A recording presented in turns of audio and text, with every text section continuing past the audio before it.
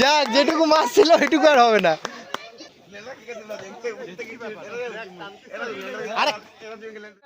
প্রিয় মৎস্য শিকারী বন্ধুরা, দেখতে পেলেন একজন শিকারী দাদা জলে নেমে একটি মাছ খেলাচ্ছেন। এটি ছিল দক্ষিণ দিনাজপুর জেলার বালুঘাট থানার অন্তর্গত চঞ্চলা কালীবাড়ি চকবাখর ধ্রুবদার পুকুর। এখানে পঞ্চম রাউন্ডে মৎস্য শিকার প্রতিযোগিতা চলছিল। 2500 টাকা পাস মূল্য। সেই মৎস্য শিকার প্রতিযোগিতায় দক্ষ শিকারী সরফরাজ দা তার বড়শিতে একটি ভালো সাইজে কাতলা মাছ বাঁধে। মাছটি হিট করে তাকে জলে নামতে হয়েছিল মাছটিকে নিয়ন্ত্রণে আনার জন্য। তিনি খুবই আফরানভাবে চেষ্টা চালিয়ে যাচ্ছেন মাছটিকে নিজের আয়ত্তে আনার জন্য।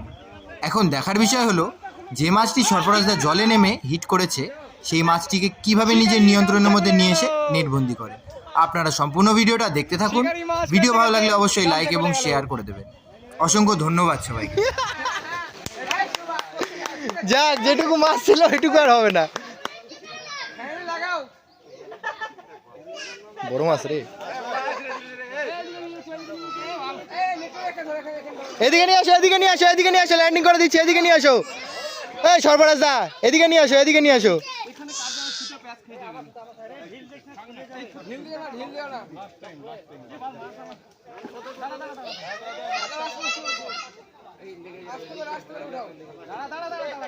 নিয়ে আসি না, নিয়ে আসি না, সর।